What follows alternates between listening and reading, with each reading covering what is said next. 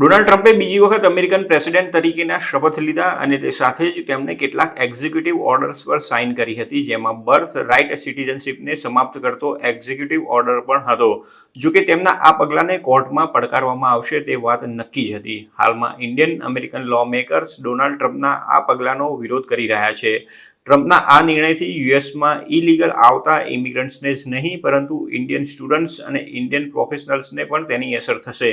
શપથ લીધાના ગણતરીના કલાકોમાં જ ટ્રમ્પે જે ઓર્ડર જાહેર કર્યો હતો તે પ્રમાણે હવે અનડોક્યુમેન્ટેડ ઇમિગ્રન્ટ્સના અમેરિકામાં જન્મેલા બાળકોને અમેરિકન સિટીઝનશીપ નહીં મળે. તેમાં એવી પણ જોગવાઈ છે કે જે બાળકોની માતા અમેરિકામાં લીગલી રહે છે પરંતુ તેમનું સ્ટેટસ ટેમ્પરરી છે તો તેવા બાળકોને પણ અમેરિકન સિટીઝન નહીં ગણવામાં આવે. ટ્રમ્પના એક્ઝિક્યુટિવ ઓર્ડરમાં ભારપૂર્વક કહેવામાં આવ્યું છે કે આવા નોન સિટીઝન્સના બાળકો અમેરિકાના અધિકાર ક્ષેત્રને આધીન નથી અને તેથી 14મા એમેન્ડમેન્ટ્સની લાંબા સમયથી ચાલતી બંધારણીય ગેરંટી દ્વારા આવરી લેવામાં નહીં આવે.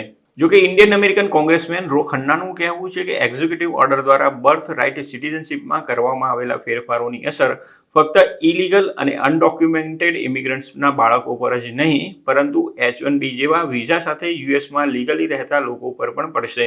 ઉલ્લેખનીય છે કે H-1B વિઝા એક નોન ઇમિગ્રન્ટ વિઝા છે. આ વિઝા દ્વારા અમેરિકન કંપનીઓ ટેલેન્ટેડ ફોરેન વર્કર્સને હાયર કરી શકે છે. ખાસ કરીને ટેકનોલોજી કંપનીઓ ભારત અને ચીનમાંથી હજારો ટેલેન્ટેડ વર્કર્સને હાયર કરે છે. H-1B વિઝાના સૌથી મોટા લાભાર્થીઓ ઇન્ડિયન્સ છે.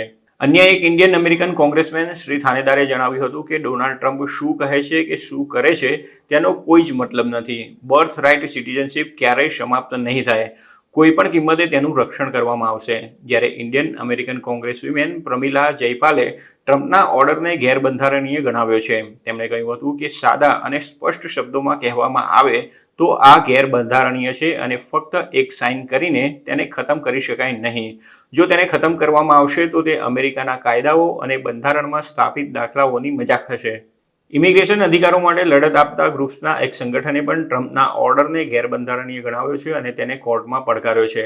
ટ્રમ્પના એક્ઝિક્યુટિવ ઓર્ડર મુજબ જો માતા કે પિતામાંથી કોઈ એક યુએસ સિટીઝન અથવા તો લીગલ પરમેનન્ટ રેસિડેન્ટ ન હોય તો 19 ફેબ્રુઆરી 2025 પછી અમેરિકામાં જન્મેલા બાળકોને ઓટોમેટિક સિટીઝનશીપ આપવામાં નહીં આવે. ટ્રમ્પનો આ નિર્ણય અમેરિકાની ઇમિગ્રેશન પોલિસીમાં એક મોટા ફેરફારને પણ દર્શાવે છે. તેની અસર એવા લાખો બાળકોની નાગરિકતા પર પડશે જેમનો જન્મ અમેરિકામાં થયો હોય અને એ દરમિયાન તેમના માતા પિતા વર્ક વિઝા પર ત્યાં રહેતા હોય કે કેટલાક એવા માતા પિતા પણ છે જે પોતાના બાળકોને જન્મ આપવા માટે જ અમેરિકા ગયા હોય છે, જેને બર્થ ટુરિઝમ કહેવામાં આવે છે.